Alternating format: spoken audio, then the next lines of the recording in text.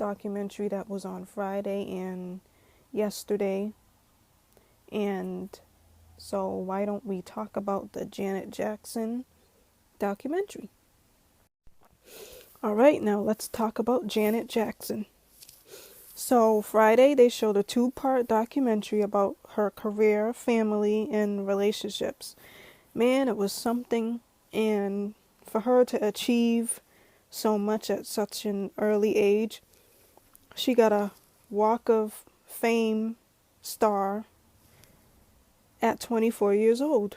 Now that's really something that you could just say, I got a Walk of Fame star on at 24. No, well, that was really great to see.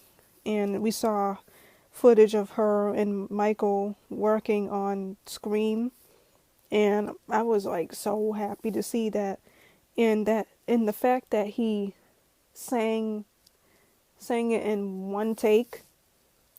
That was like, wow, that man was crazy talented. And I liked seeing when she talked about motherhood, um, her career, when she first was doing acting, when she was on Good Times.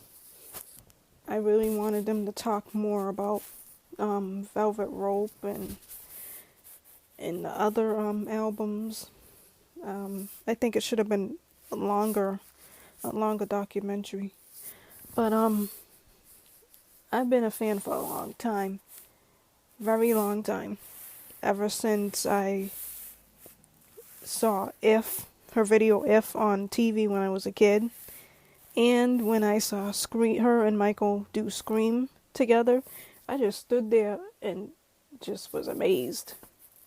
Like, wow, this documentary was very much needed. I am so happy that she got to talk about the secret baby thing with her and James DeBarge. I know those rumors must have hurt her, so I'm glad she talked about it. She talked about how hurt she was during the Super Bowl incident, and it was very terrible that the Grammys disinvited her and other events, and like that was just awful, really awful. Like, and then they just let Justin just go about his business and just leave her shunned out of all places and stuff. That was very messed up. And Twitter was ready to come for Justin. it was like you may have forgive him, Janet, but we don't. And it's like, oh my gosh, guys. But it's true. But if she forgives him, then and telling everyone to move on, then we should just do it too, you know.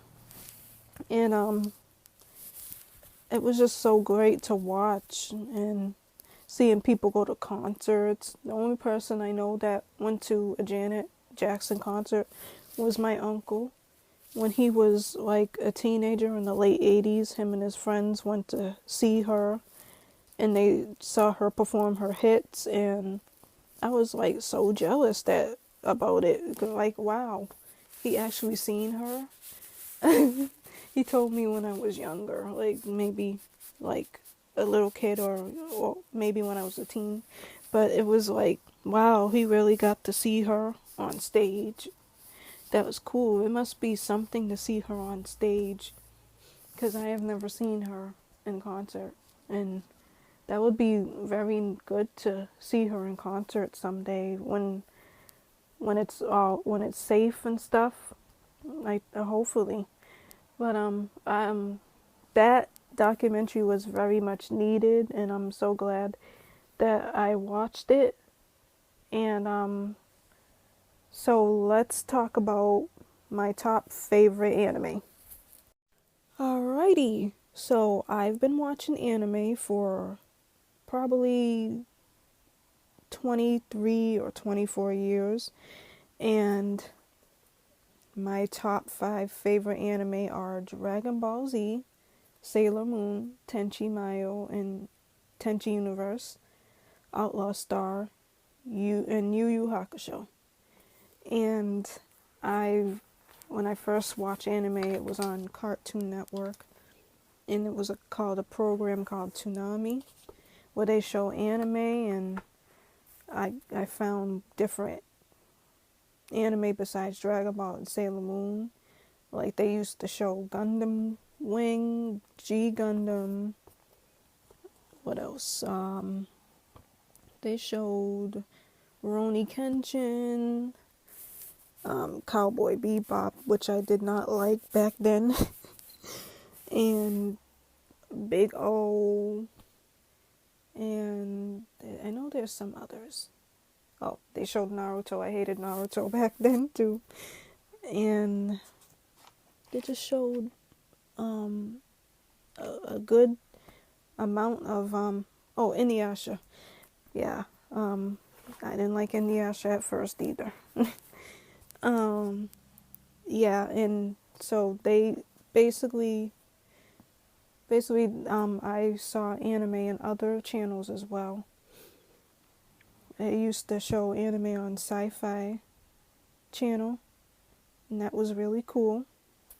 It grew my interest in sci-fi genre, especially anime, and I just really enjoy watching anime. Sometimes I can't even like watch it because it's just like some of the new anime is not really keeping my attention. Sometimes only things like the Inuyasha sequel and Demon Slayer and My Hero Academia. I know there's something Black Clover. Well, I'm reading the manga, and I know there's others that I enjoyed. Oh, Boruto. People hate Boruto. I'll never understand why. Because it's a really good show. To me, it like in the beginning he was annoying, like a brat, just like Naruto. But then he realized that his dad is really that great and stuff. And so why don't we talk about manga? Well, let's talk about manga.